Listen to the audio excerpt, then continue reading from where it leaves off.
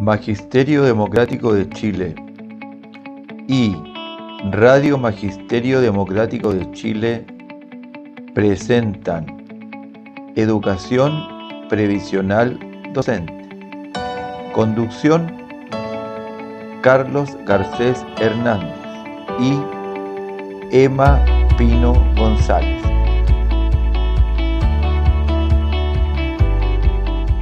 Bien, muy buenas noches, muy buenas tardes, muy buenos días, dependiendo el momento en que ustedes vean este programa, en el cual, junto con nuestra querida colega Emma Pino, ex dirigente del Colegio de Profesores de Estación Central, hemos estado conversando sobre el tema de la previsión.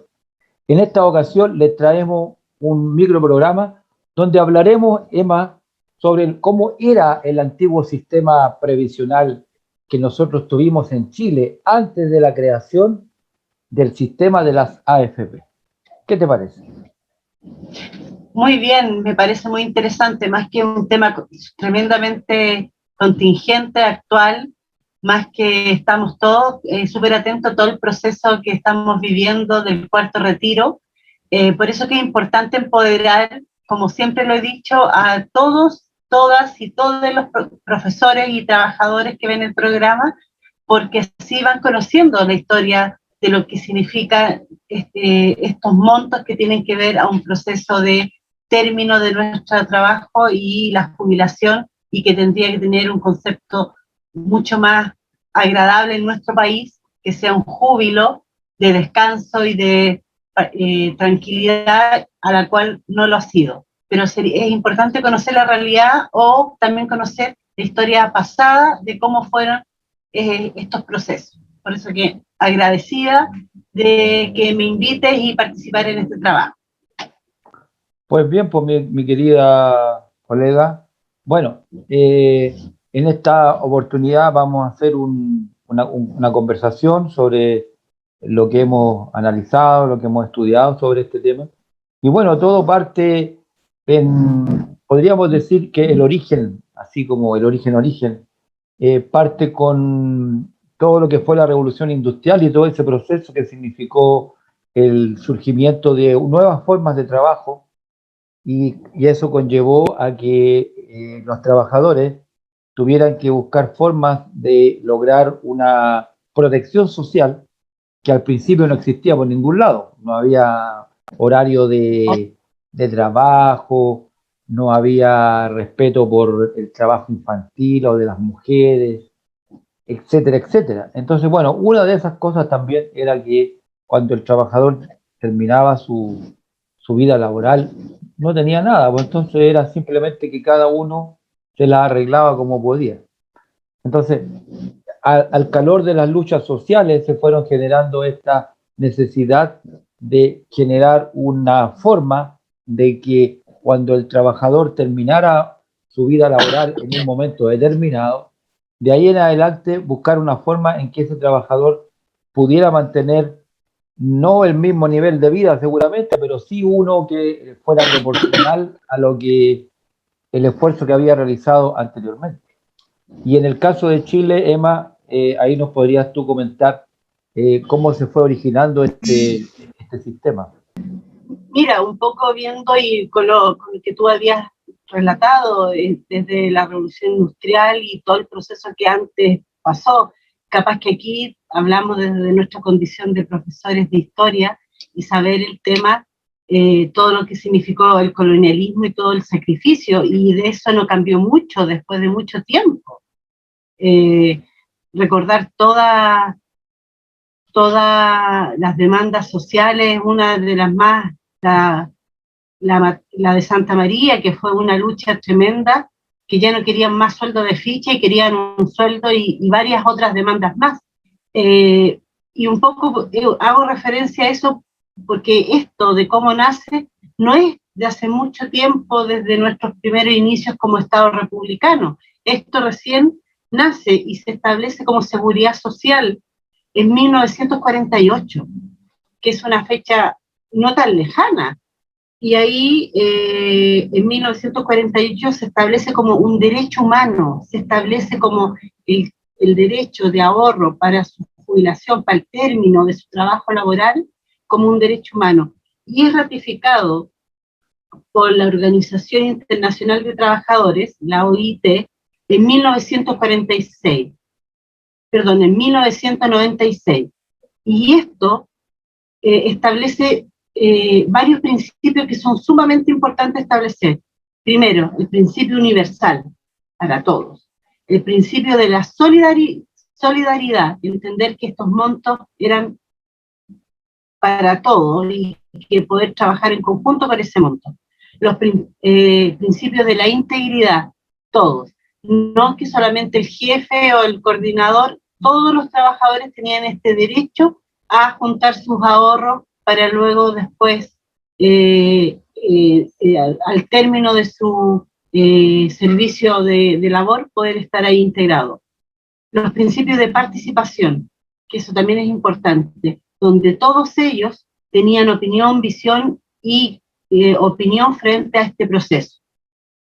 Los principios de igualdad, y aquí capaz que también tiene que ver al trabajador hombre como o a la trabajadora, que es tremendamente fundamental. En esa época no era tan masivo, pero también había mujeres trabajadoras y eso también tiene que estar referido a ese punto. Y el principio de la unidad, de entender que todo trabajador y los trabajadores unidos frente a esta situación de fondo para ir creando el proceso de juntar estos montos para luego en el proceso de dar término de sus años de servicio puedan tener estas rentas que podían sobrevivir luego de sus años de trabajo. El origen en Chile, puntualmente, es en 1855 a 1924, que ahí uno se va dando cuenta que esto no ha pasado mucho tiempo y que esto fue una demanda no muy lejana desde los principios como derecho de los trabajadores. Fue uno de los primeros países, sí, hay que rescatar, fue uno de los primeros países en Latinoamérica que se estableció el concepto de sistema social, de estos fondos como un sistema social. En 1858 fue la primera institución que se desarrolla como la Caja de Ahorros de Empleados Públicos. Eso también tiene que ver a un aspecto muy simbólico de establecer este proceso de los trabajadores. Y aparte que en esa época capaz que la gran mayoría de los trabajos estaba vinculado desde el Estado con el trabajador, el empleador.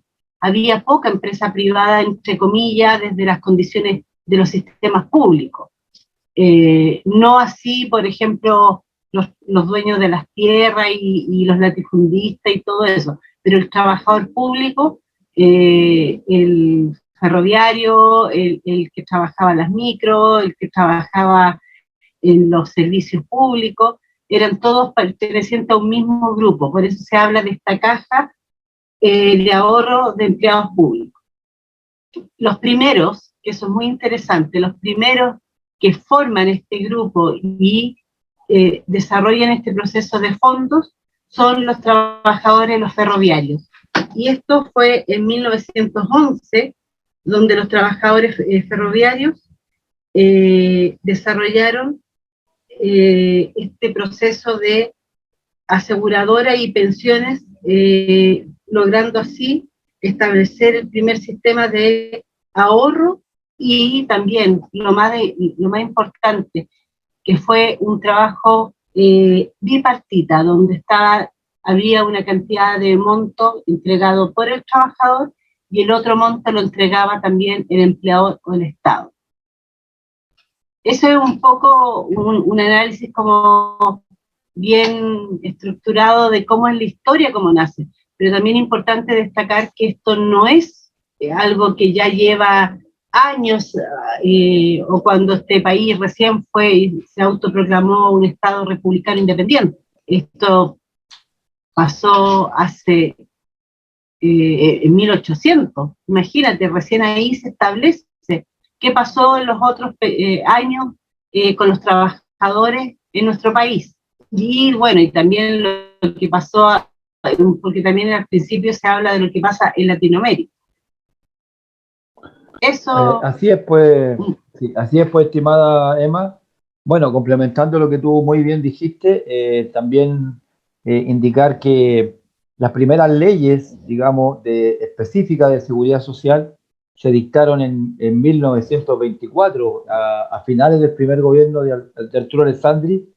Y curiosamente, Emma, por estas cosas de la historia, esas leyes sociales fueron producto de una intervención militar. Los militares en ese tiempo presionaron al Congreso para que el presidente Alessandri pudiera finalmente llevar a cabo una serie de leyes que beneficiaban a los trabajadores y que lamentablemente hasta ese momento, por el sistema político que existía, que era el parlamentarismo, no se habían podido dictar. Bueno, la ley del seguro obrero, como tú dijiste, comienza en 1924 y continúa hasta 1952, y a través de ese tiempo se va perfeccionando el sistema. Era básicamente un sistema en el cual, como tú dijiste, había un aporte, una cotización del trabajador y también un aporte del Estado. ¿Y qué pasaba con ese dinero? Era un sistema de reparto. ¿Qué significa un sistema de reparto? Es decir, no es como lo que tenemos ahora, que son cuentas individuales, sino que todo el dinero iba a un pozo, por decirlo de alguna manera, donde los que estaban trabajando aportaban su cotización y los que ya jubilaban, ¿no es cierto?, bajo ciertos requisitos, con ese dinero se les pagaba su pensión. Y lo interesante de esto es que el dinero no solamente se usaba para el pago de los trabajadores, sino que también se utilizó ese dinero para invertirlo en la construcción de postas y servicios rurales. E inclusive una parte de ese dinero se utilizó como acciones para lo que fue Laboratorio Chile, que fue una empresa del Estado. Entonces el dinero ya se utilizaba con un concepto social, ¿ya? Entonces, y a medida que fue pasando el tiempo, se fueron unificando una serie de beneficios, como los seguros de las asignaciones familiares y una serie de otras cosas que las personas fueron incorporando en su sistema provisional. Bueno, el primero fue el del seguro obrero, luego se crearon la Caja Nacional de Empleados Públicos, CANAEMPU, de la cual muchos profesores antiguos formaron parte. Esas cajas nacionales, además de administrar el dinero con el que pagaban las cotizaciones, también invirtieron en proyectos inmobiliarios. Hay una gran cantidad de vivienda que es, uno lee ahí, Caja Nacional de Empleados Públicos, que se construían conjuntos habitacionales con estos recursos, ¿ya? Que con esta, digamos, concepción social que había. Y esto, Emma, no tenía que ver con si el gobierno fuera de izquierda o de derecha, porque esto fue una lucha, digamos, que comenzó en 1924 y que los demás gobiernos las continuaron, porque tenía que ver también con este concepto del estado de bienestar, ya un estado poderoso que se hacía cargo de darle a las personas seguridad social, como fue este sistema, seguridad en la salud, con un sistema nacional de salud pública a gran escala, ¿ya? Un sistema escolar, etcétera. O sea, era muy distinto a lo que hoy día nosotros tenemos, que es más que nada una concepción individualista, donde cada uno junta su dinero y ve cómo se la arregla con ese dinero. Entonces, por eso ahora estamos todos con ese entusiasmo de vamos a ocupar nuestro dinero para nuestras cosas, y que bueno, el sistema estimuló eso, estimuló de que concibiéramos que ese dinero es nuestro, bueno, es legítimamente nuestro, eso no está en discusión, pero la concepción que existía antes en el sistema de seguridad social, que tampoco, Emita, es algo, digamos, que hayan inventado los comunistas, ni mucho menos, porque ese sistema existe, por ejemplo, en los países más capitalistas del mundo, como Estados Unidos, ¿ya? Y en una gran cantidad de países, porque aquí nos vendieron una idea de que el sistema de AFP era una cosa pero extraordinaria, que era algo maravilloso, y ya. Bueno, será así, pues, pero resulta de que en la práctica ha demostrado ser un fracaso porque no ha cumplido, como lo dijiste tú, por ejemplo, el año 1948, hay una serie de principios que establece lo que es la seguridad social moderna, ya la integridad, la solidaridad, ¿no es cierto? Las tasas de reemplazo, una serie de factores que se fueron borrados ya como si nunca hubieran existido, como que la historia comenzó de ahí para adelante. Entonces, por eso es que es importante la historia, pues, mi querida Emma, porque, digamos, la seguridad social es un concepto que no tiene nada que ver con el marxismo ni con el comunismo, es un concepto del estado del bienestar, que algunos lo dicen que simplemente es socialdemocracia o es un estado capitalista benefactor.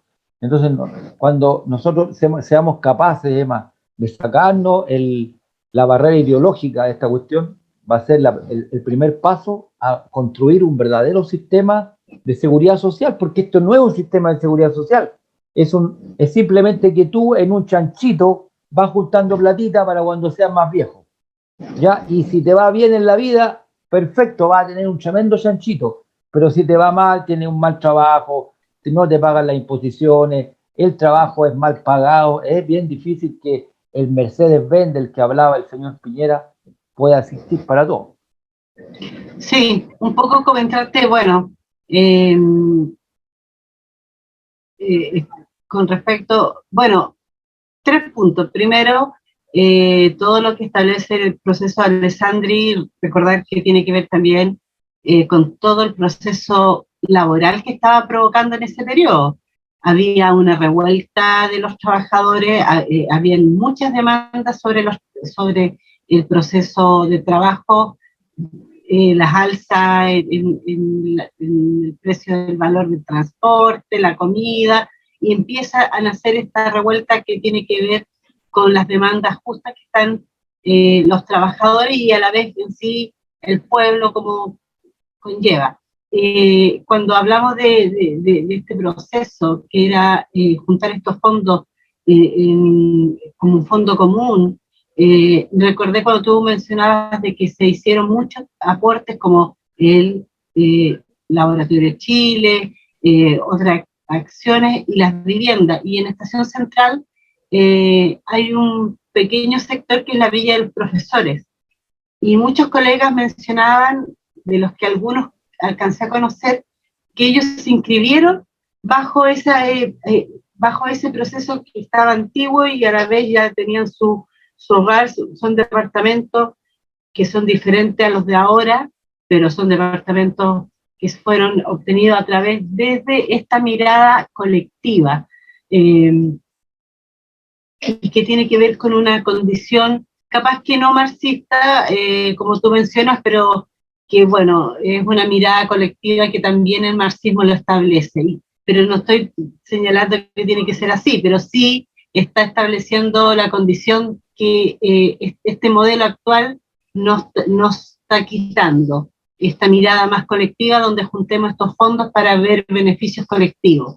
Y recordé ahí lo que es la Villa del Profesor, que es un sector muy bonito y a la vez también es un sector donde viven muchos profesores hasta ahora.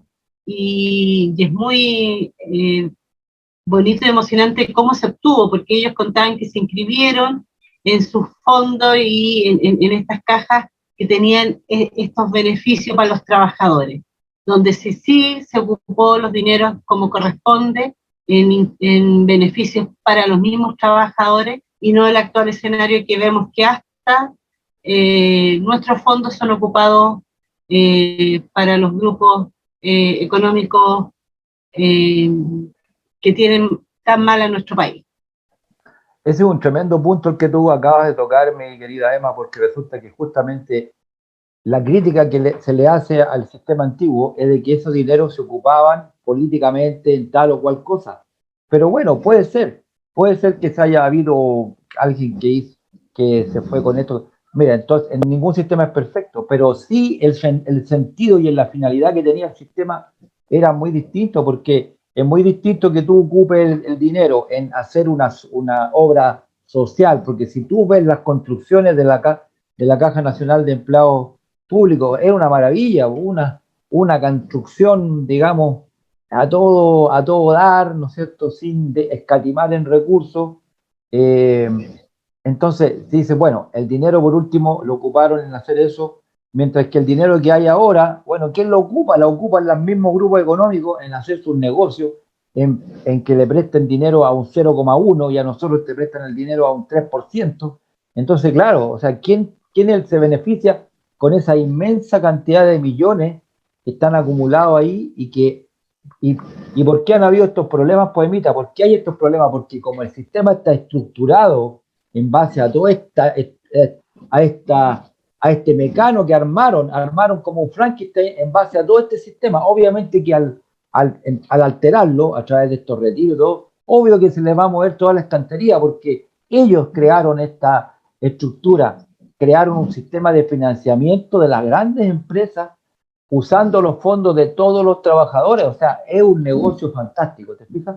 Entonces, cuando ellos critican, pucha, antes esa cuestión era corrupta, que hacían unos tremendos edificios y qué sé yo, y, bueno, pero ellos han usado nuestros dineros en hacer sus negocios, y por último te digo una cosa, Emita, el trabajador iba a tener garantizado una pensión que es muy superior a las que hay ahora, ¿no es cierto? De un 80% de su última renta. Y ahora, ¿qué sacamos con que construyan carreteras con nuestro dinero, que hagan esto, otro? Cuando al final, ¿qué es lo que cuenta para la persona? Tener una pensión como corresponde. Entonces, no me vengan a mí a decir, no, si este es un tema, digamos, político, porque no es así, porque mira, si no, la economía no es una ciencia exacta, la economía es una ciencia social, por lo tanto tiene distintas miradas, no hay técnicos que digan, esto es así, no, que el sistema de reparto no funciona porque el bono demográfico significa que ahora hay más trabajadores pasivos que los activos y eso no va a resultar. Bueno, eso es lo que dicen ellos, pero nosotros sabemos que Sí, eso y no, tiene un y tú, por trasfondo ejemplo, ideológico. mencionando esto, hago referencia y me recuerdo de un tema no menor que pasó hace un par de días atrás, un par de semanas atrás, eh, sobre esta empresa de alimentos a la cual no quiso auspiciar un programa donde se estaba hablando de un documental de la historia de la Unidad Popular, la Batalla de Chile. Y después se empezó a abrir mucha información y, por ejemplo, las AFP le entregan a esta empresa los fondos de los trabajadores, los fondos de la letra D y E a esa empresa. Entonces, ahí uno dice, ¿cómo? ¿Cómo? ¿Por qué pasa esto? Y bueno, y la patudez de esta empresa, porque ni siquiera la nombro porque no hay que ni comprar ni nombrarla. Claro. Eh, pero ahí te das cuenta el mal uso que se ocupa, porque si esos fondos lo ocuparan, no sé, como eran los fondos antiguos para el bienestar del mismo trabajador, no Exacto. habría ningún problema. Pero aquí se está fortaleciendo a la empresa privada y a la vez un riesgo, porque igual como lo habíamos mencionado en otras actividades, cuando ellos invierten, si les va bien, las ganancias son para ellos, pero si hay pérdida, la tenemos que asumir los trabajadores. Y eso no puede ser. Y no es casualidad que ahora, tú sabes que una de las causas que cuestionaban el cuarto retiro era que había mucha pérdida en las dos últimas letras. Y bueno, ahí un poco preguntar qué pasa. Ya hasta preguntar por qué, si hay riesgo, se les pasa tanto nuestros fondos o los fondos de los trabajadores que están en esa letra a empresas privadas que no te pueden asegurar ciertas garantías y provocar que en esas dos letras, que son las letras que están a futuro de jubilar, estén en pérdida, que es gravísimo. Por eso es que Claro. ahí tú un poco hacer mención del tema de que la diferencia de la mirada del concepto social, colectivo, del bien social y como derecho humano, que a mí me llamó mucho la atención, que lo primero que lo establece para los trabajadores como un derecho humano, es decir, es un derecho humano juntar nuestros ahorros y que este trabajador, después de un determinado tiempo de servicio, él tiene que recibir un sueldo por sus años de servicio, como un derecho humano. Y que lamentablemente, hasta a este actual escenario que vivimos, no se está cumpliendo ese derecho humano porque no puede un jubilado vivir con 125.000 pesos. Yo no sé si tuviste esta alza de sueldo que el actual presidente Piñera, de esta reforma, es una burla, es muy poco, es decir, él habla de hacer una reforma de aumento de la jubilación, pero es una porquería de plata. Es decir, Sí.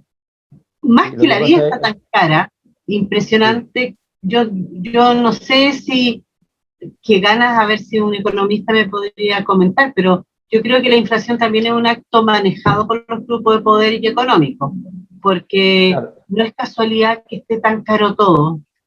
sí, lo Todo que el pasa es mundo habla que, de que ahora es un lujo ir a la feria. Imagínate, la feria sí, era el lugar donde uno tenía como esta opción de poder comprar más cosas, más barato que un supermercado. Ahora pasa lo contrario, y no estoy cuestionando a los trabajadores de la feria. Ellos mismos cuentan, voy a comprar y me tienen el doble del precio del que ellos tenían. Entonces ahora la vida en nuestro país está complicadísima porque es un lujo hasta comprarte un pimentón. sí, terriblemente caro. Oye, lo que pasa es que el tema de la inflación es un tema que no solamente es atribuible a este tema de los retiros. La inflación es un fenómeno, digamos, por esta crisis económica, es un problema, digamos, de nivel mundial. ¿Me entiendes? Porque lo que pasa es que al detenerse la economía, obviamente que todos los procesos productivos se vinieron abajo.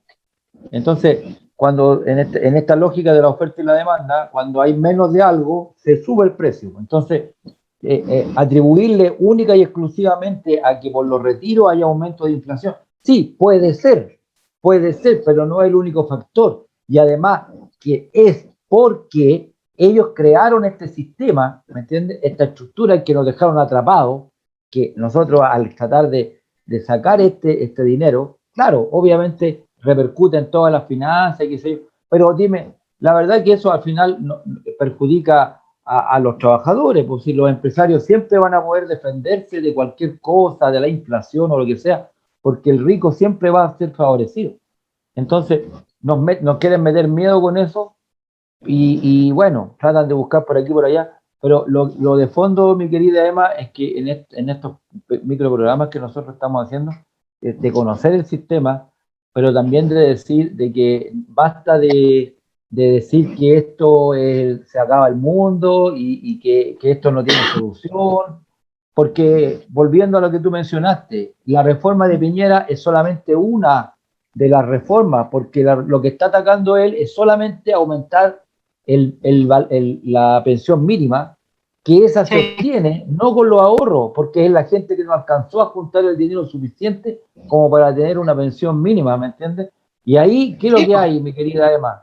Hay aporte del Estado, esos son a través de los impuestos, ¿me entiendes? Y eso demuestra de que el sistema es imposible matemáticamente que uno pueda obtener una pensión X solamente ahorrando uno así individualmente. Y además que la cantidad de ahorro, y lo habíamos mencionado, ¿no? Es demasiado poco, un 10%. Siempre en todos los sistemas, a lo menos tienes que ahorrar un 20% porque de otra manera va a ser imposible que tú puedas tener un ingreso que sea más o menos, no igual, pero dice la OCDE o dice la OIT, que debería ser a lo menos el 70% de lo que tú ganabas antes que jubilaras. justamente.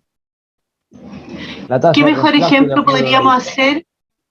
¿Qué mejor ejemplo que, bueno, y era un poco también del tema que quería mencionar, que el proceso antiguo de pensiones de Chile, cuando se elimina, y se elimina exclusivamente en el periodo de la dictadura, eh, pero lo único que no pasan o no cambian el modelo son las Fuerzas Armadas. Excelente, qué Ellos buen sí punto, ¿ah? tienen, Qué buen punto. ellos sí tienen todas las garantías que teníamos todos los trabajadores en el sistema Correcto, antiguo. Y ahí sí. ahí queda súper claro que esto tiene un sentido, un fin político, económico y de desprotección al pueblo, a los trabajadores. Sí. Emita, ¿qué te parece que dejemos ese punto para el otro programa? porque está súper Sí. interesante, para que veamos cómo se Sí, generó el esto era nuevo un poco sistema. hacer la comparación desde la condición También de la los vamos a hacer ahí. trabajadores, donde uno de los principios que yo mencioné de la igualdad no hay en nuestro país actualmente. No. Bueno, ha sido muy interesante esta pequeña Sí. conversación, Emita, yo te agradezco y espero que esto, como tú muy bien lo dices, la idea nuestra es que esto le sirva o sirva como por último un punto de referencia, porque no tenemos la verdad nosotros, hay más elementos que la gente puede tener, pero es importante mostrar esto, cómo era antes el sistema, si aquí el sistema no era una cosa terrible y, ¿cómo se llama?, no lo hicieron los comunistas, ni mucho menos, y hay alternativas y hay posibilidades de cambiar el sistema. Así que nos vemos en el próximo programa, Amita, ¿te parece? Sí, pues muchas gracias. Y bueno, nuestro objetivo yo creo que siempre lo hemos dicho, la idea es empoderar a los trabajadores para seguir fortaleciéndonos y ir avanzando y logrando nuestros derechos. Por eso que muchas gracias por la invitación. Muy bien, pues nos vemos entonces, Amita. Chao.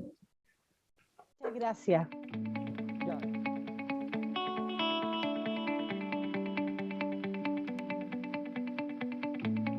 Magisterio Democrático de Chile y Radio Magisterio Democrático de Chile presentaron Educación Previsional Docente.